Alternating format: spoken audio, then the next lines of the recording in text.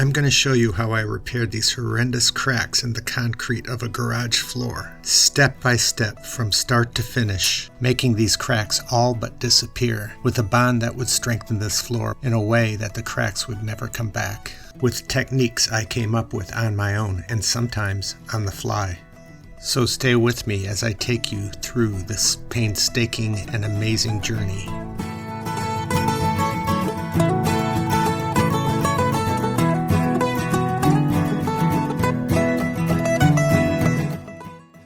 So this garage here, it's like 55 years old. Over the years, the garage floor had settled into the earth and cracks had appeared all over it.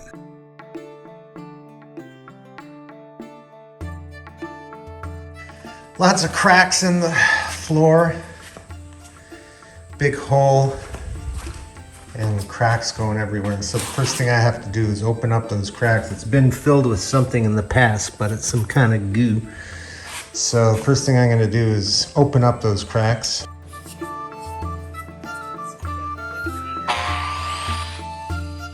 The goo that somebody had applied years before did very little to strengthen the cracks, and they just opened right back up again. So I had to take a 7-inch grinder with a diamond wheel and try to take down the goo to the level of the floor before I could even see the cracks.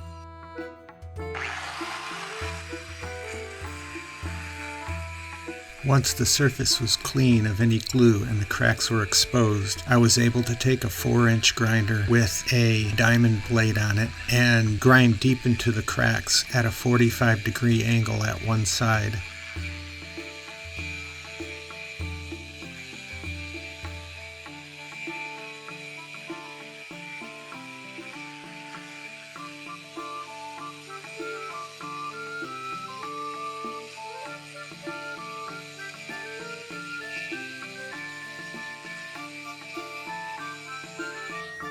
After I did that, I went to the other side and ground a 45-degree angle, making a V shape deep in the concrete where I could pour the concrete repair material.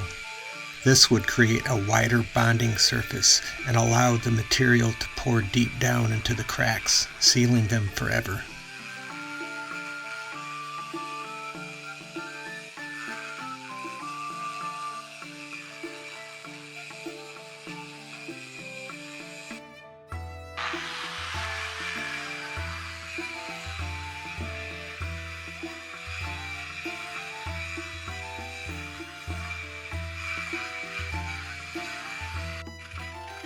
With a leaf blower, I could easily clear the dust off of the surface. I found the leaf blower very handy. This garage was out in the country, so I didn't have any need to worry about neighbors. However, I wouldn't recommend this in a neighborhood because that dust would get everywhere. In this case, the wind just took it way out into the field. Otherwise, I would just use a regular shop vacuum cleaner to do this job. So there it is, all the cracks.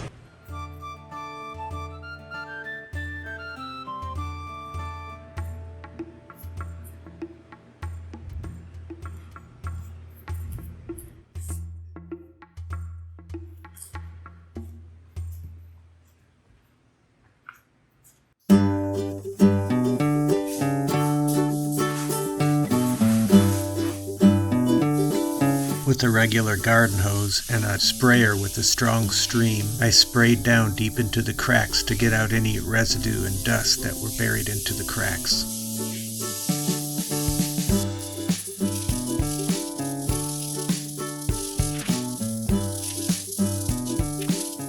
Once the cracks were all cleaned out, I was ready to apply the patching cement.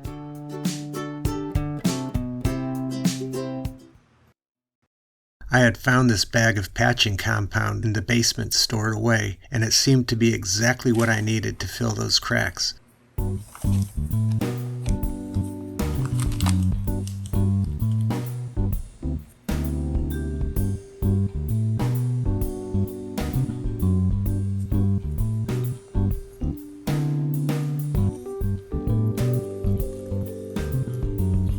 I knew I had to make somewhat of a soupy mix so it would flow into those cracks.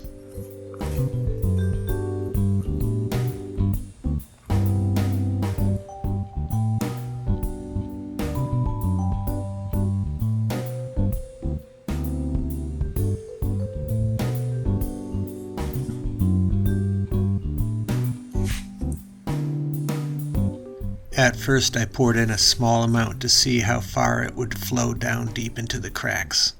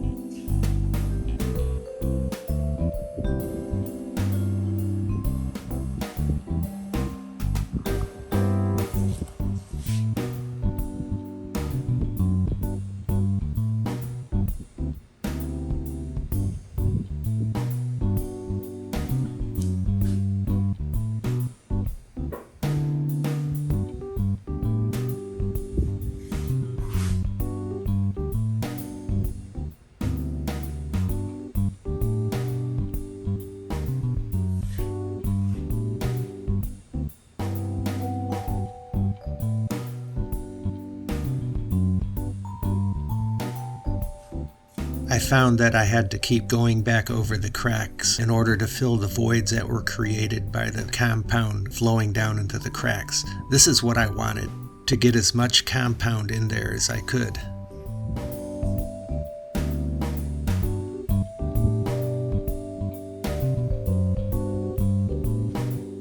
I kept filling in the holes, pushing them in with a stick as I went along, and adding compound.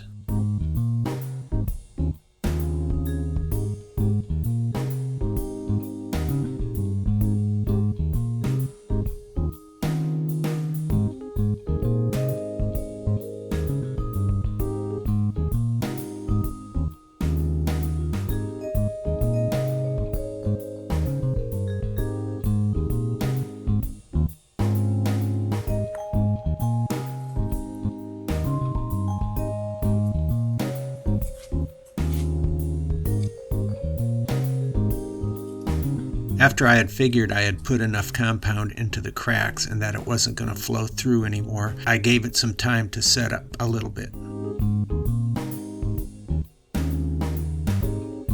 While the compound was still workable, I went back and I scraped down any excess that might have come over the top of the floor.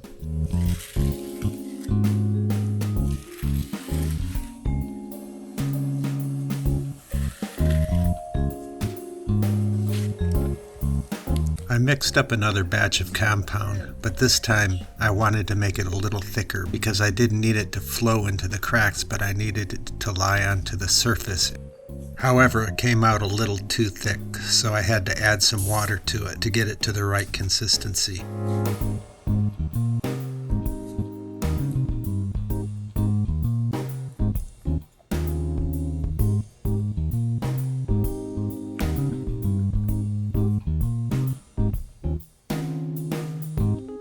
When it was the consistency that I wanted, I proceeded to apply a layer over the top so that it would protrude above the level of the floor. I considered this procedure to be pretty important because I knew that the compound would shrink when it's set up, so I wanted to bulk it up with a little extra over the top. That way I could grind it down level to the surface of the floor.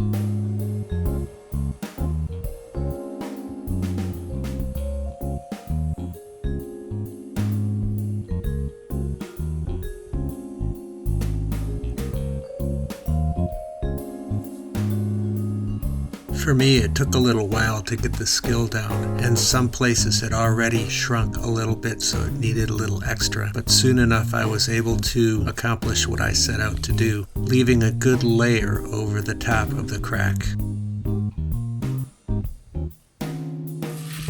However, I didn't want to put too much on, putting compound in places where it wasn't needed. So I scraped down the sides and bulked it up right over the crack area.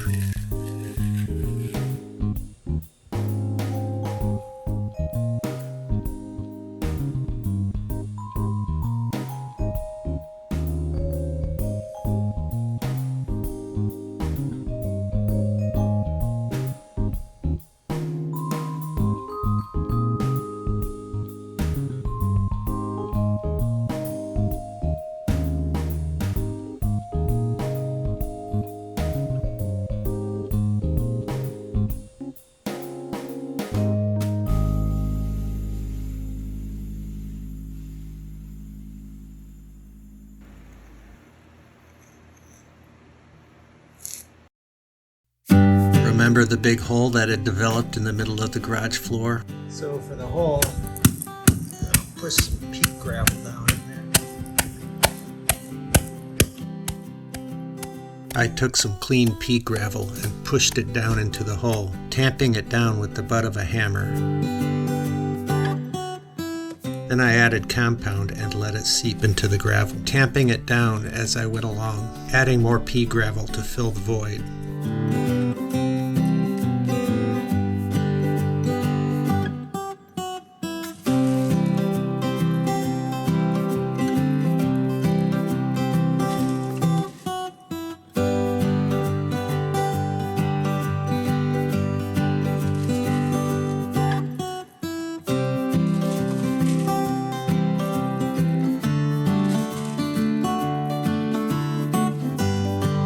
I worked the wet compound into the gravel and then putting a good amount over the top so that it would seep down and stay above the level of the floor.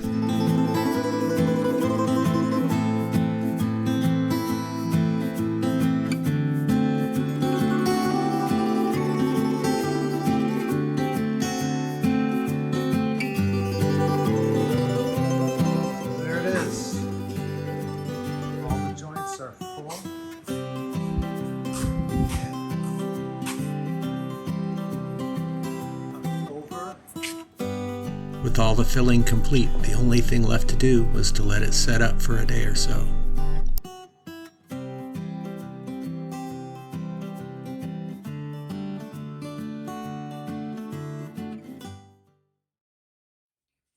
The next day I wanted to be prepared, so I figured out a way to make a very innovative dust mask with an old t-shirt. Let's take a knife. I found that regular dust masks bought in the store always would fog up my glasses, and I wanted to find a way to make a dust mask to fit tight so that my breath wouldn't go up into my safety glasses.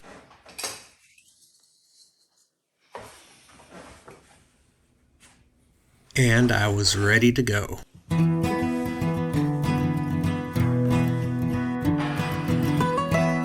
With my 7-inch diamond floor grinder, I proceeded to grind off all the excess compound.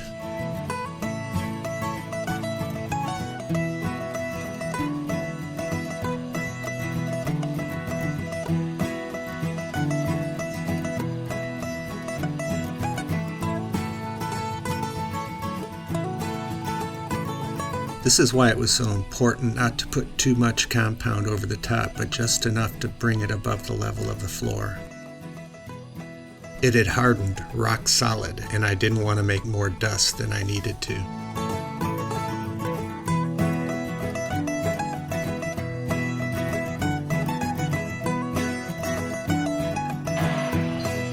I had put a lot more compound over the hole, so I had to do quite a bit of grinding on top of the hole.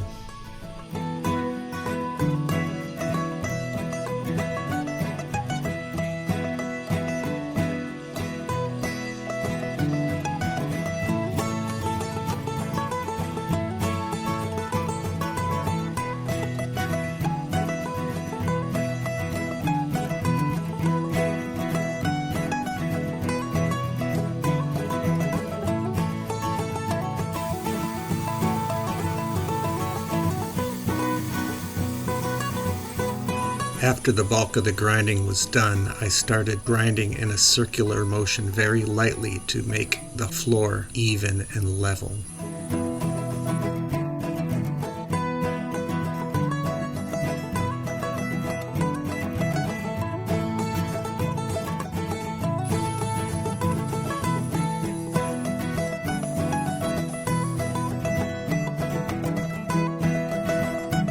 I had a couple fans set up in the back of the garage to blow all the dust out.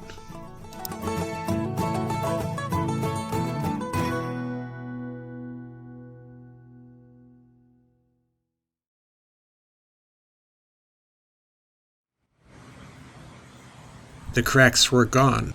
There was some scratches on the floor and a little bit of pitting in the concrete, but I wasn't concerned about that. My job was to take care of the cracks.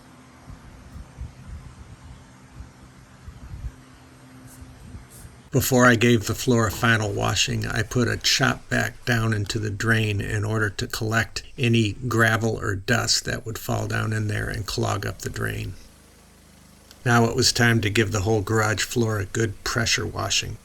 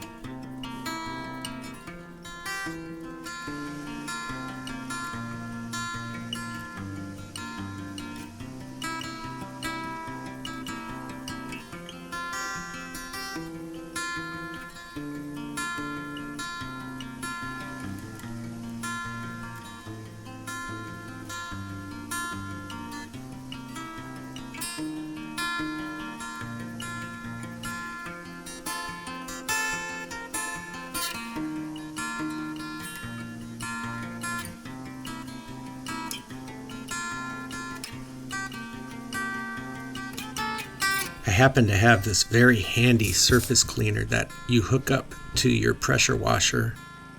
It does a very good job at deep cleaning the surface. I actually made a video exclusively about this attachment if you'd like to see it.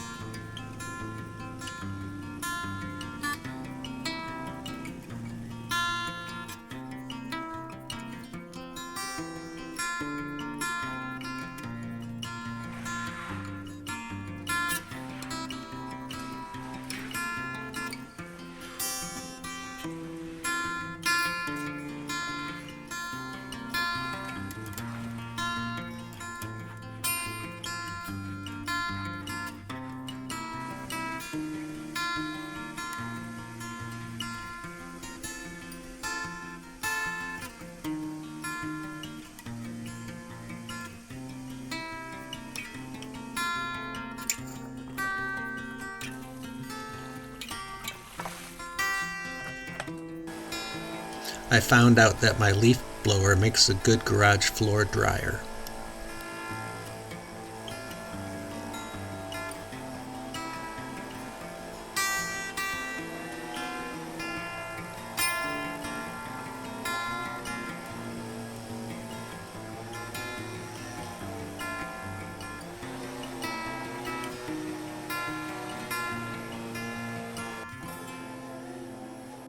You can see how all the cracks are nicely filled. Now it's time to put some coating over the top to make them completely disappear.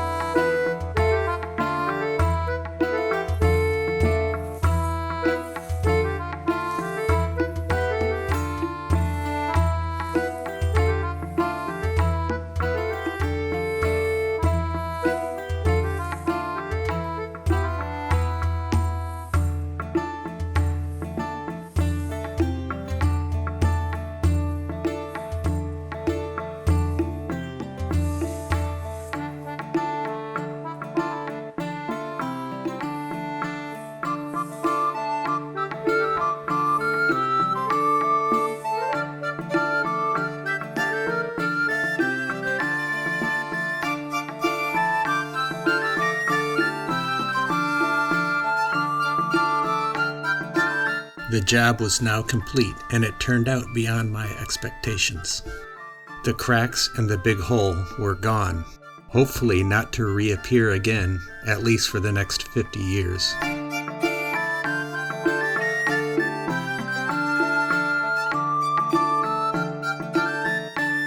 I hope you found this video very informative and satisfying. Please let me know what you think, and check out my channel for a variety of other videos.